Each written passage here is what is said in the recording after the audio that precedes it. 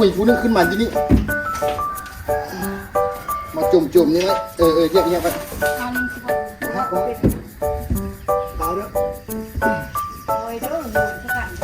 เอา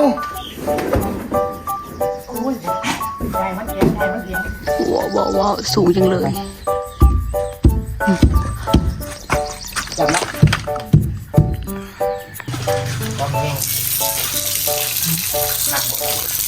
โอ้แล้วแต่วันน่ะเนี่ยนะอันนี้ก็เหี่ยงกันนี่สบายดีต่อกันจากคลิปที่แล้วเด้อทุกคนเนาะตอนนี้พากันเอาเครื่องข้องยำมอนเหือแล้วเนาะนี่ใครแต่ว่าพอดีน้องเพิ่นสิไปส่งเครื่องอยู่อันผู้ทางนั้นทุกคนเนาะทางไป516ทางไปทำดินพุ่นเนาะอยากเลยว่าฝากน้องเพิ่นเอามาให้แล้วก็ไปแวะเอาอยู่นอกทางเนาะเครื่องที่เราซื้อเป็นพร้อมสักต่อยังแรงหมดแล้วทุกคนเนาะต่อท้อยยังแรงหมดแล้วเกี่ยวมาแทงขึ้นนะพ่อร้อนสักเกี่ยวมาแทงขึ้นทุกคนเนาะผมมาก่อนฮะผมพอมาแล้วผมพอแล้วนี่พ่อไฟหล่นนี่เนาะพ่อไฟหล่นวะไฟมันโคตรเข้าเอาขอนั่งมาได้เลยมันงอเดียวเนี่ยเดี๋ยวฟังดินฟังเดี๋ยวดินท่มดินนี่เนาะทุกคนเนาะแดงมาละพวกมันจะคุณเลยเอาลงจะแจกแบบถึงหยอกลงจะแจกไปจนถึงเดี๋ยวเพิ่งตัดท่มฟังมาสบายดีลูกสาวสบายดีโอ้ตาเอาตัวมาคอยพี่เลยทุกคนตาเอาอันตัวเอาเงี้ยมาค่ายมาพี่เลยเนาะโอ้เดี๋ยวนี้นะมาต้องออกไปซื้อยูเซ่กันได้เขาจะตามาค่ายให้อยู่ในพี่ท่มแน่นๆเลยป่ะยับเลยนุ่งทรงขายาวโอ้คนอันนี้ทำหมดเลยใส่เครื่องลิ้นสงการทุกคนเละหมดคนก็เลยแล้วเนาะคนก็ข้าวอยู่ท่อมมันแน่นๆเลยทุกคนเนาะเพราะว่าท่อมสีเดียวจังไรฝนตกฝนดินมาใส่เขาแยกไปแยกมามันกันแน่นเพื่อนเนาะ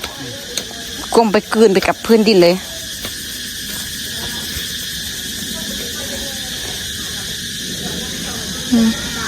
ถ้าทุกคนอยู่อัน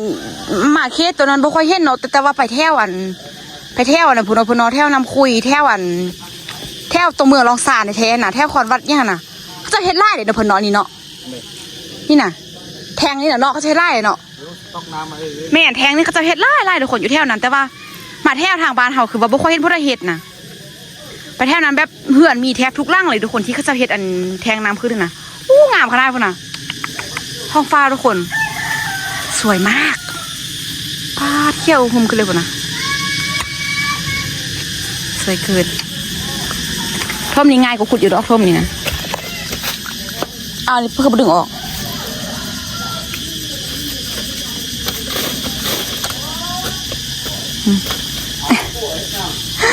ก็จะมาซื้อสีไม่ขุนเอาตูทุกคนไม่ขุนเราบอกเอาก็ยังบอกให้เอาบอกว่ามีเงินก็บอกให้ติดหนี้ตูใส่ถ้วยถ้วยบ่วงบอกเอาไปได้กับว่าติดหนี้ก้อนกระไดบอกมีเงินติดหนี้ก้อนกระได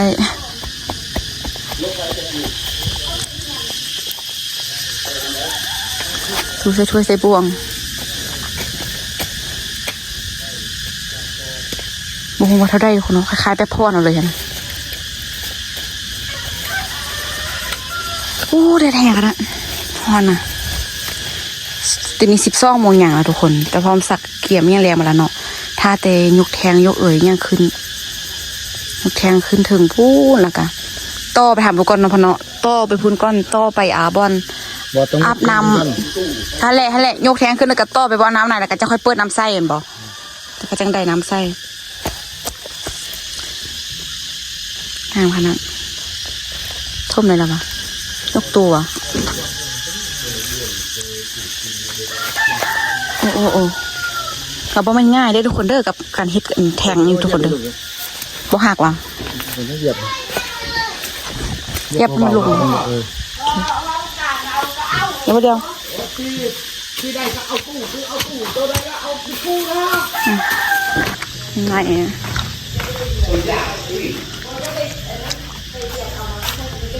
นี่ทุกคนเนาะตัวนี้เนาะเดี๋ยวอันนี้ตัวนึงซ่อนบอกเพิ่มสาวว่า ขึ้นแทงนี่แล้วก็ต่อลงมาต่ออ้อมพุ่นอ้อมพุ่นอ้อมพุ่นอ้อมไปพุ่นเลยเพราะว่าเพิ่นสักสิใส่ตัวนี้ทุกคนเนาะ1ในห้องห้องน้ำ2อยู่ห้องอาบเนาะ3ตัวบลังถ้วยแล้วก็4ตัวนี้เอาซะเนี่ย1คือถึงความสะดวกสบายเห็นทุกคน แล้วให้ต้นตาลโทษมีก่อนเนาะจะพร้อมสักไปห้ามตู้ห้ามไม่ยังเข้าทุกคนเพราะว่าอาจจะมาบังคับเอาตู้ มาเดี๋ยวพร้อมสักมาแล้วก็เดี๋ยวเตรียมให้ต้นตาลท่มแล้วน่าจะยกแทงขึ้นทุกคนเนาะเดี๋ยวมาทาเพิ่งกันท่มแล้วทุกคนฝนใหม่ละนี่ทุกคนฝนใหม่แล้วเห็นบ่เย้ฝนมาอีกแล้วเย็นทุกคนประมาณ4 เย็นดีแต่ว่าฟ้ายังแจงอยู่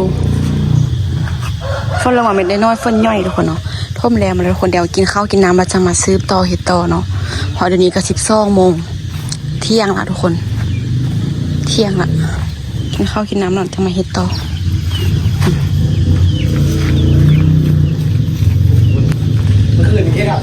นี่ท่มยังเลย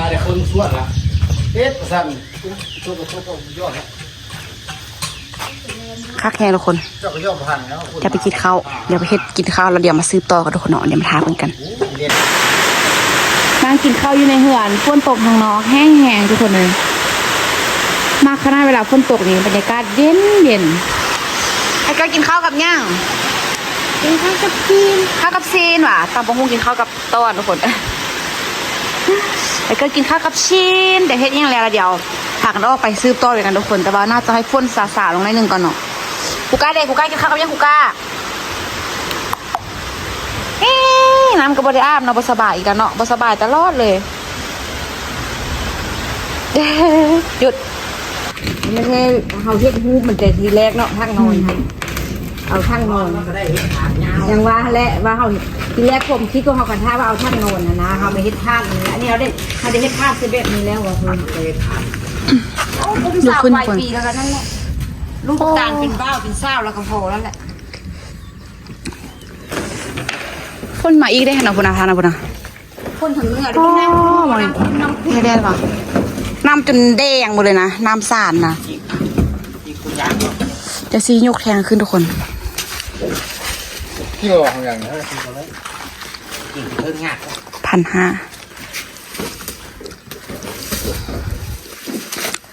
โอ้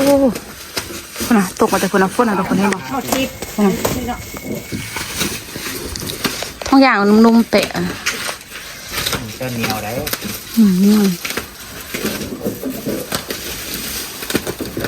คือแลบเลย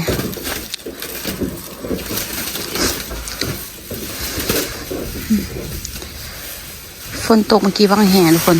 ตกโดนเตอร์ไปกระเซามันนะจะน้อยมาอีเลยพาน้ำพนมือไปหมด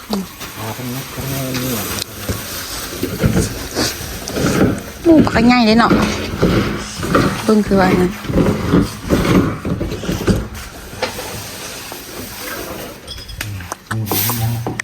เราก็ง่ายเลยเล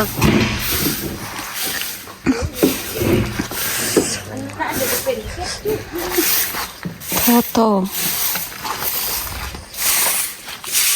พาน้ำเส้นทั้งหัวซะเนาะที่นี่แล้วอ่ะอย่างที่เท่ออกก่อนบอกเท่ออก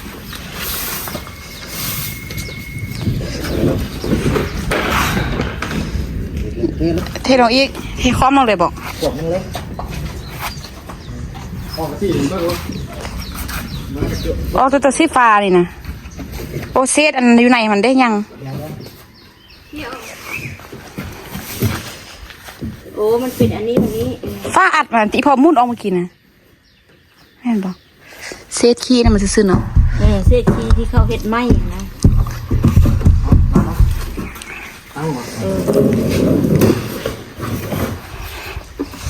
ไงกันนะทุกคนปิดไว้ตลอด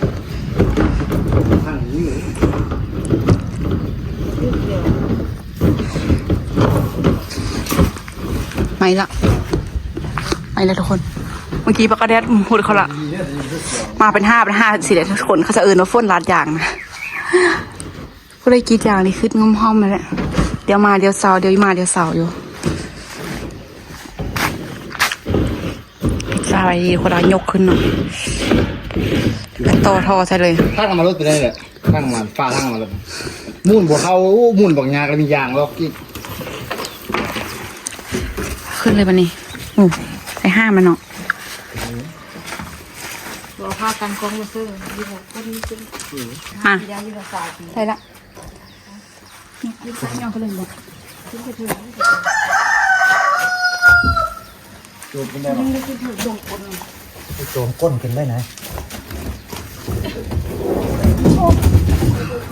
จับไป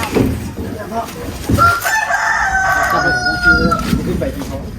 เดี๋ยวรถโมดักเห็นเขา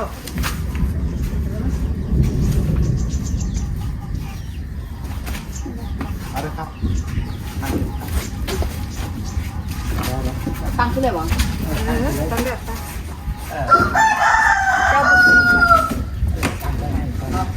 ได้ละไป รถเข้ามานี่มีนะภาษาอีเมลหักรถของลูกนี่มีดันขึ้น พ่อมึงขึ้นก่อน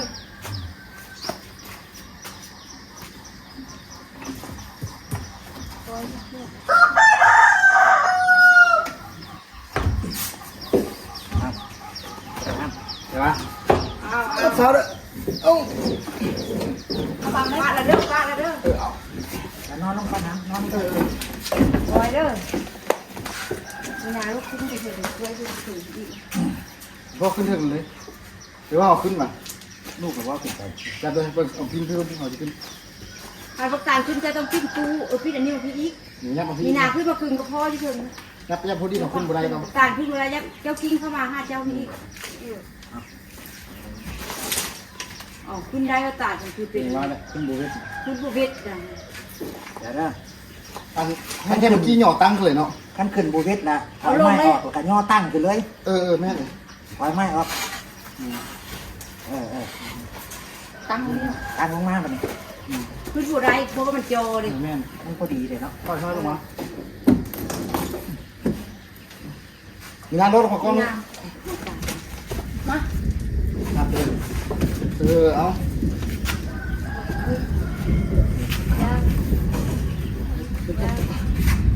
โอ้ไอ้ที่ยัง อย่าพาครับ จับมือห่าง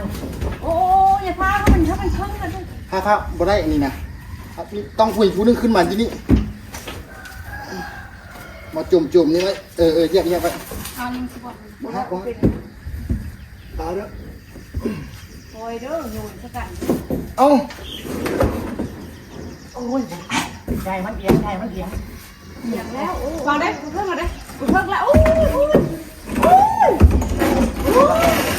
โอ้ยเสียวเลย จังลงไปนี่ ได้เฮ้ยป้าใครให้สู้คนนี้เบิ่งก็ไม่ได้คือพ่อนิดนะโทษท่าถึงโจดิสู้แหงที่ขาดแล้ว ขาดที่ ก็ตายทุกคนฟ้านี้ในบอดแดนในบทเดียว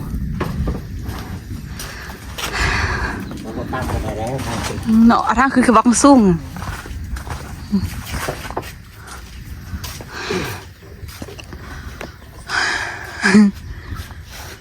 ถ้ามึงตอนเอาน้ำใส่ทุกคนเนาะอย่าพร้อมซักโตโทลงมาก่อน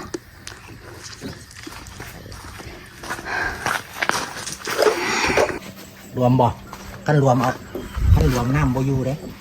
ร่มก็รวมบ่ พันอีกอะ ขั้นไปอีกขั้นมันลมแล้วมันน้ำซึมหน่อยปอกเลย ฝน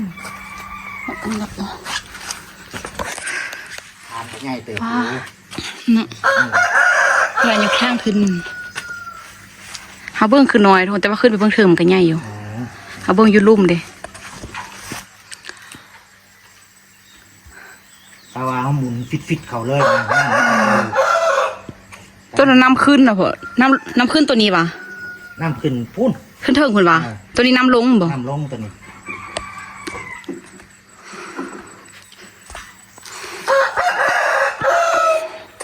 มึงโทรใส่ทุกคน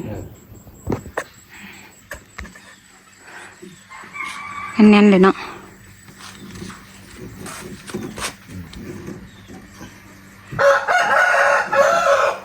ละมุนตัวน้อยออกมาแล้วก็พันเกี่ยวใส่ตัวน้อยนี่ตัวน้อยอัน ตัวให้เลยตัวข้างกันมาเลย ตัวน้ำปล่อยน้ำทิ้งนี่ตัวนี้ปล่อยน้ำทิ้งนี่ พันเกี่ยวใส่อัดไว้ละล่านะตัวนี้ล่างที่ล่างทางนั้นยังปล่อยทิ้ง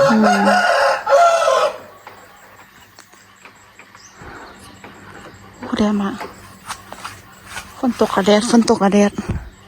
งามสุดทุกคนเลยเพลงมาแล้ว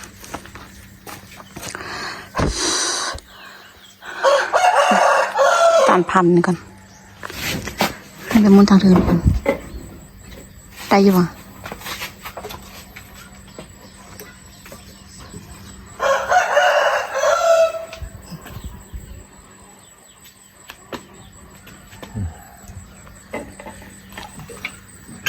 ถ่ายอยู่ฮะ สูงท้าทอดต่อมาเลยนะมันเนาะซุปทอดต่อไปทุกคน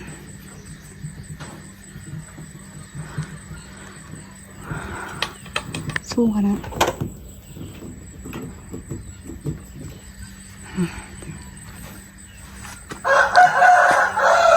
เด็ดหอแล้วอันเลยคุณน่ะฟ้าหอคนนี้บอกโอ้ฝนนี่ถ้ามันตอนแรกมีพุทธกาคิดอย่างนั้นแล้วตัดพอแล้วค่ะเอาไปต่อจนถึงขนาดพอตรง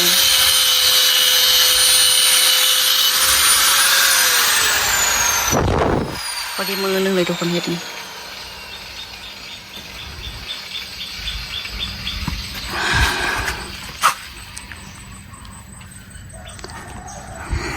นี่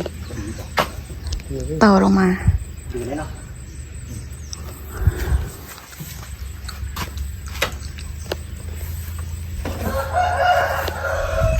ขอโทษนะไม่น่าออกเต็มเลยเสื้อจนเปียกแล้วคนฮอนเห็น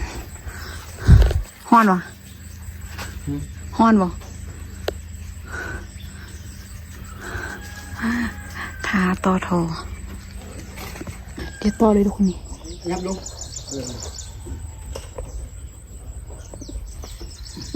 ว้าวสูงจังเลย จับนะ แฮมพนักทุกคนเลย แล้วว่าเนี่ยต้องถ่ายอยู่ที่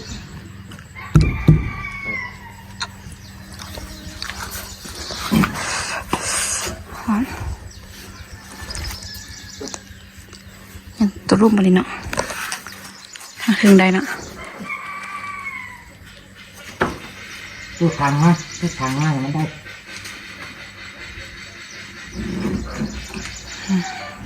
ตึงตึง ได้หรอเนี่ย มาทางนี้ไล่ ฮะ มาทางนี้ไล่หมด มันขายยังเบิ้งไงมัน ไหนมันอยู่ตรงกลางน้ำหนักมันพอกัน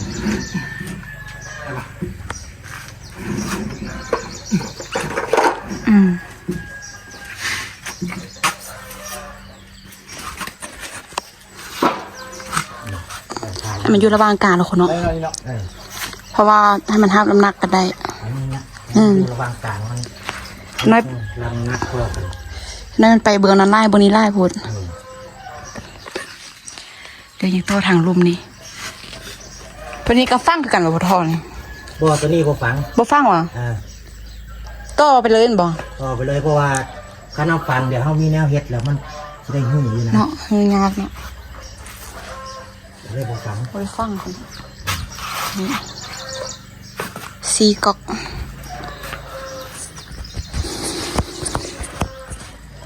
ต่อทางลมทุกคนแบบนี้ต่อโตนำลงเนาะ วัดเลยวัดลงไว้นี่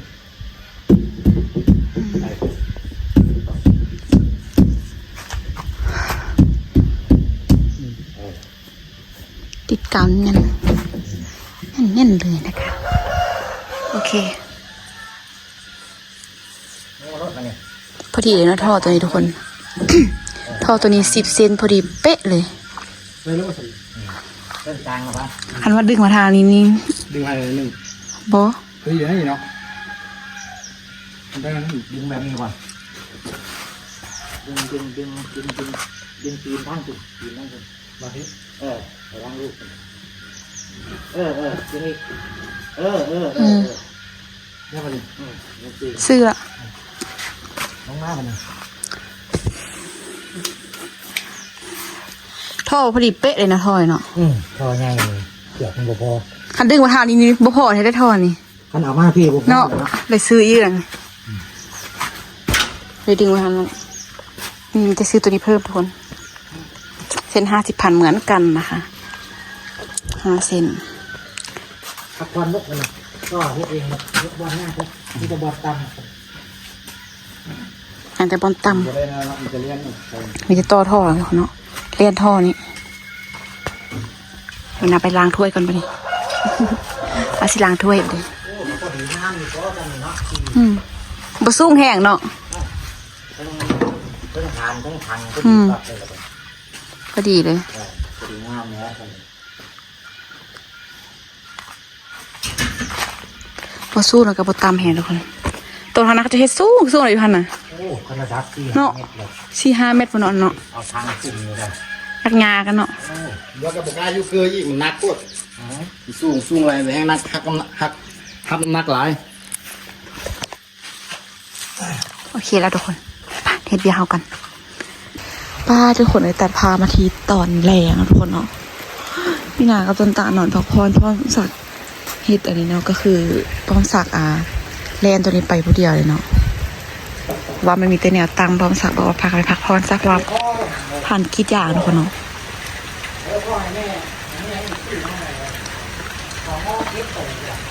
โอ้ก็พอ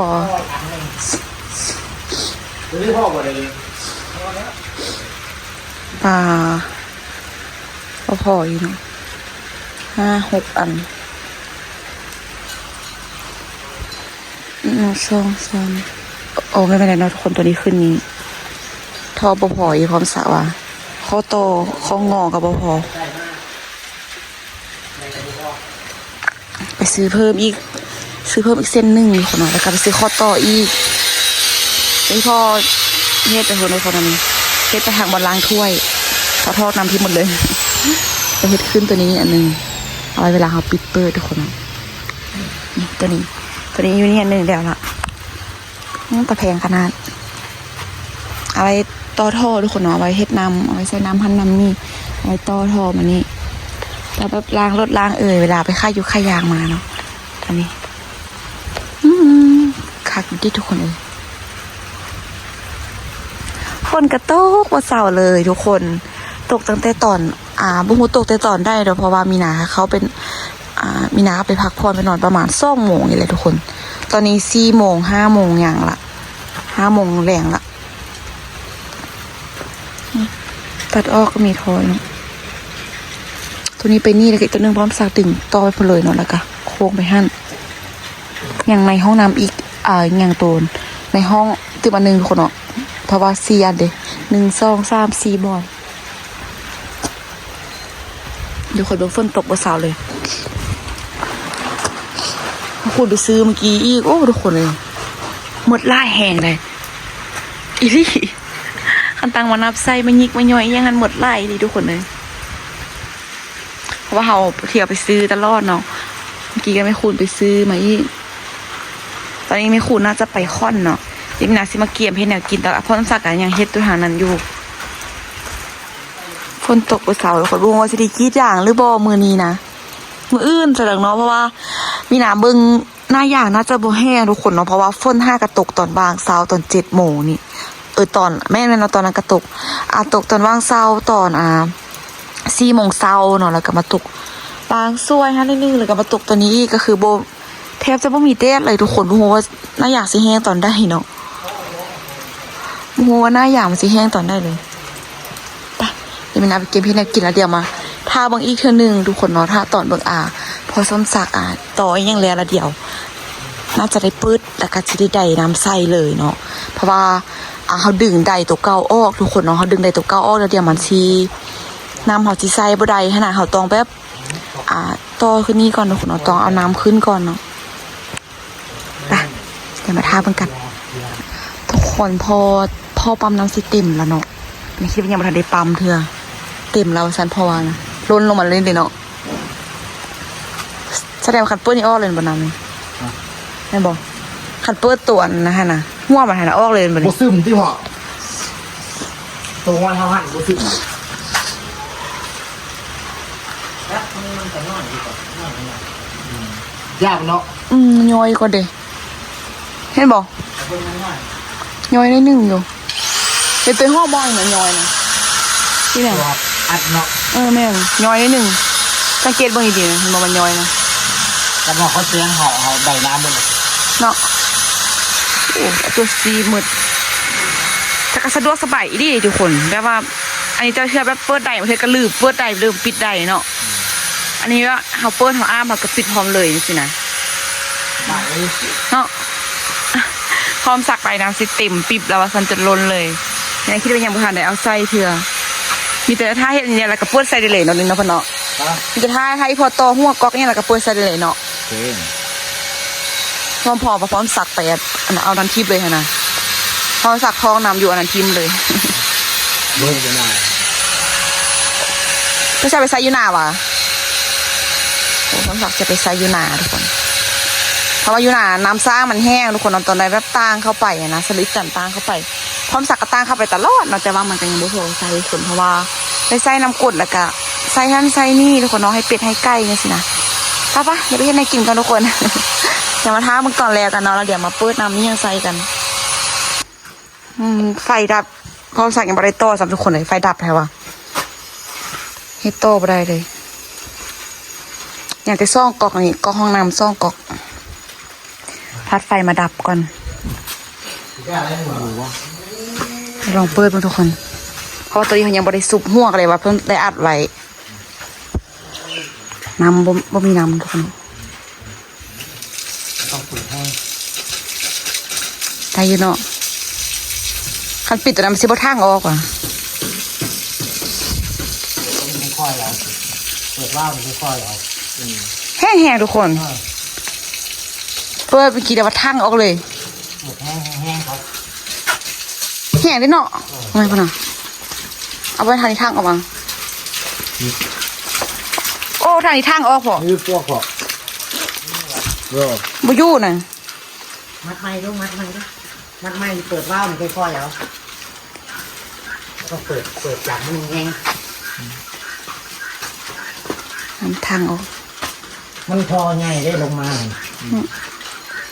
ลงมาแห้งขนาด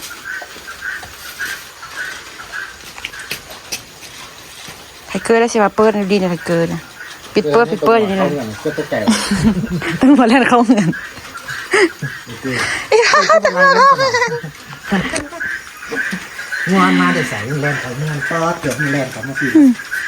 คนน่ะทุกคนต้องงวดแรกเข้ามาในพี่เลยไทเกอร์ให้อยู่ต้องมาเข้าคนคือต้องงัวเข้ามาในในเหือนซื่อๆเราเรียกไปมันเข้ามาในเพิ่งเข้ามากลางเหือนไปทุกคน โอ้แสดงว่าความสูงตอนนี้ก็ธรรมดาแล้วเนาะความแห้งของมันเนาะความแห้งของน้ำ ฮันเปิดว่าวจำนี้คือซีตัวเล่นนี่แต่ว่าซ้ำซาไปก่อนทุกคนนะเพราะว่าไฟเบื้องสูงคือซีโดนมาอยู่หรอกเขาเปิดตัวไหนก่อน เปิดไปได้เปิดก๊อกกระปุกไว้แล้วเด้อ เปิดล่ะลูกเปิดล่ะ เปิดค่อยๆกันหนึ่งเพราะ พอแล้ว เปิดใกล้ๆก็ แล้วก็ซีอาบน้ำหวะ เปิดจำแตกด้วยความแห้งตักหมดกัน พอแล้วประมาณนั้นเนี่ยนะ มันมีกระเหี่ยงกันนี่ คนแห้งแล้วเนาะ ล้างหน้าเด้ เปิดว่าวจำทะลุไปเลยอันนี้เดี๋ยวแห้งเก็บ ล้างหน้าล้างหน้าได้ไหมนี่ก็ซีอาบน้ำแล้วเปิดยาเลยวันนี้เด้อแล้วบ่ต้องดึงแห้งมันหักเลยได้ยินบ่หักบ่หักไอ้น้ำใช่มาดิ้นน้ำนี่เนาะคุณคัดเถอะวะแข้งวะก็เริ่มสาวแล้วทุกคน วันที่สามแล้วเนาะไอ้เนาะวันที่สามแต่ไฟยังไม่ทันมาไฟดับหมดเลยทุกคนเมื่อกี้3 เทื่อทุกคนปิดเปิดอยู่มีนาฬิกาเครื่องซอดขนาดเนาะยายมันข้อก็จะมันซอดเลยเพราะว่าเปิดปุ๊บตับปั๊บเลยทุกคนเมื่อกี้นะ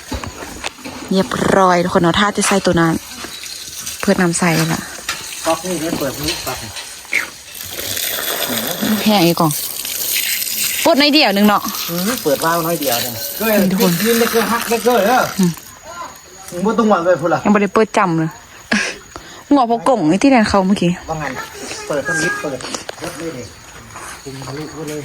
อันนั้นเป็นหูซื้อทุกคนว่าผลิตในเคลซิโต้ทอดแต่บะเมียนนะเป็นหูระบายมัน เรียบร้อยแล้วทุกคนเลยฮะว่า